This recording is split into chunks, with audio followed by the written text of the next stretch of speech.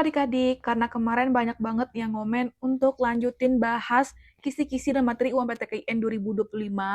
Nah, di video kali ini akan kita lanjutkan pembahasannya. Kemarin kita udah bahas penalaran akademik bagian penalaran verbal. Jadi, silahkan sediakan buku dan pena dan catat semua informasi yang kalian dengar dan kalian lihat. Pindahkan ke catatan kalian ya. Oke, langsung saja kita masuk ke pembahasannya. Oke adik-adik, mari kita ulas sedikit. Jadi di UMPTKIN ada 4 subtes ujian. Salah satunya adalah penalaran akademik. Dan penalaran akademik dipecah menjadi penalaran verbal, penalaran gambar, dan juga penalaran kuantitatif. Di video kali ini kita akan membahas penalaran gambar. Dan buat kalian yang belum paham apa itu penalaran verbal, silakan ditonton dulu video sebelumnya ya. Oke, jadi penalaran gambar adalah kemampuan dalam memvisualisasikan dan memahami objek atau simbol secara abstrak. Penalaran gambar sangat cocok untuk memprediksi kreativitas calon mahasiswa. Materi pertama adalah hubungan gambar. Nah, tes ini berisi soal-soal mengenai perbandingan gambar. Tes ini bertujuan untuk mencari pasangan gambar dari gambar yang dibandingkan. Jadi diperlukan ketelitian berpikir logis dan analisis serta kecermatan dan ketepatan dalam memilih jawaban soal. Dan kadang, soal ini sekilas terlihat membingungkan. Namun, jika kalian memahami petunjuk soal dan udah mengetahui pola kunci dari setiap soal, maka kalian akan mudah dalam menemukan jawaban dengan cepat dan tepat. Oke, biar lebih paham lagi, kita masuk ke contoh soal di bawah ini. Pada soal ini disajikan beberapa gambar, dan kalian diminta untuk menentukan gambar berikutnya yang sesuai dengan deretan sebelumnya. Oke, mari kita bahas bersama-sama. Seperti biasa, agar lebih paham kita buatkan langkah-langkah analisis. Yang pertama, analisis bentuk geometri luar.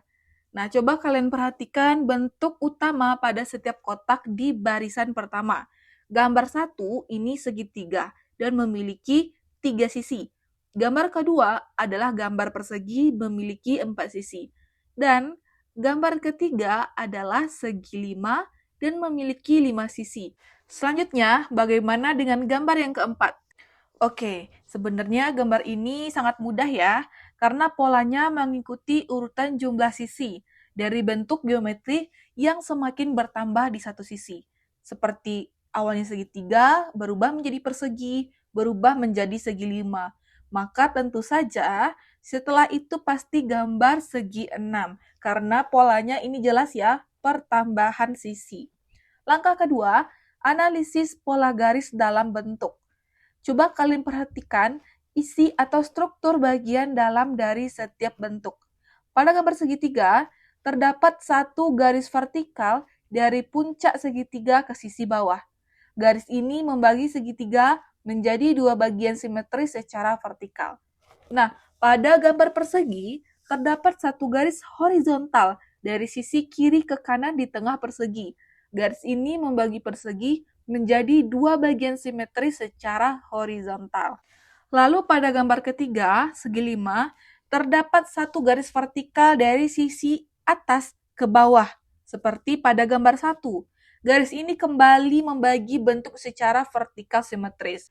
Nah, dengan demikian, kita bisa simpulkan bahwa pola arah garis pembagi bersifat selang-seling. Gambar 1 vertikal, gambar 2 horizontal, gambar 3 vertikal, dan gambar keempat harusnya horizontal, karena kita mengikuti pola selang-seling tadi.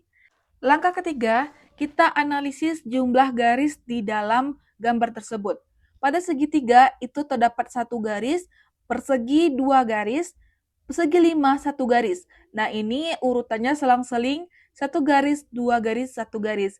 Maka sudah seharusnya pola yang keempat ini memiliki 2 garis di dalam. Oke, selanjutnya langkah keempat kita gabungkan 3 pola yang kita dapatkan tadi. Mulai dari bentuk yang segi 6, arah garis horizontal, dan juga jumlah garis di dalamnya 2. Selanjutnya, mari kita lihat opsi jawaban satu-satu. Mulai dari A, B, C, dan D. Nah, dari sini kita bisa singkirkan jawaban A, Karena pada jawaban A itu hanya terdapat satu garis. Sedangkan tadi kita menemukan bahwa seharusnya gambar 4 memiliki dua garis. Berarti gambar A kita eliminasi atau kita singkirkan. Selanjutnya kita masuk ke opsi B. Nah, ini juga tidak tepat ya.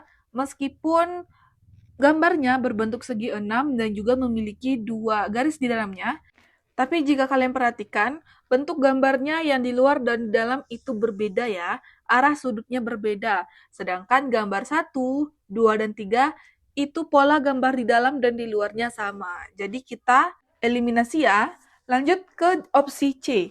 Nah, pada opsi C ini sebenarnya sudah memenuhi kriteria. Mulai dari bentuk segi 6, garis pembagi horizontal, dan terdapat dua garis di dalam. Namun, kesalahan di sini adalah garis di dalamnya itu melewati dua gambar. Sedangkan harusnya itu tidak melewati dua gambar. Garisnya hanya di dalam saja. Seperti pada jawaban D. Nah, itu garis pembaginya hanya di dalam, tidak melewati gambar yang di luar. Jadi, jawaban yang tepat itu adalah D.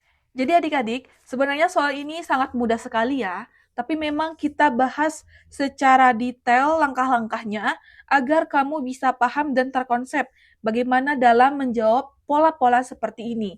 Sehingga kamu bisa lebih paham dan ketika ujian nanti bisa menjawab soalnya jadi lebih cepat. Selanjutnya kita masuk ke materi yang kedua, yaitu spasial seri gambar.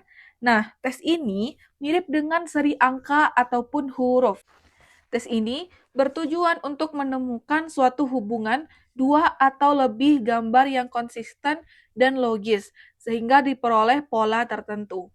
Jadi nanti kalian diminta untuk menganalisa gambar apa yang akan menjadi gambar lanjutan dan sederet gambar yang ada. Oke, biar lebih paham, kita masuk ke contoh soal di bawah ini. Pada soal, disajikan 3 deret gambar dan kita diminta untuk menentukan kelanjutan gambar. Pada deret gambar pertama, ini awalnya sisinya penuh dan lengkap. Lalu pada perubahan pola kedua mengalami pengurangan sisi bagian bawah. Lalu pada pola ketiga, sisi bagian atasnya ikut berkurang. Jadi polanya awalnya yang bagian bawah, lalu berubah menjadi bagian atas yang hilang. Nah, pada deret gambar kedua itu juga sama, seperti deret yang di atas. Pada awalnya sisinya ini atas dan bawah bagian kiri lengkap.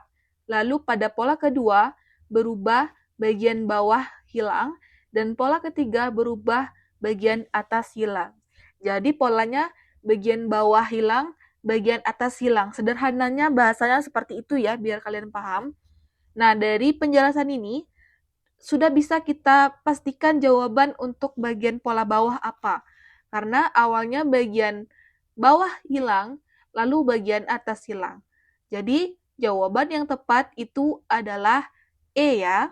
Lanjut ke materi yang ketiga, yaitu pengelompokan gambar. Nah, pada tes ini disajikan beberapa gambar yang mempunyai pola atau ciri yang sama.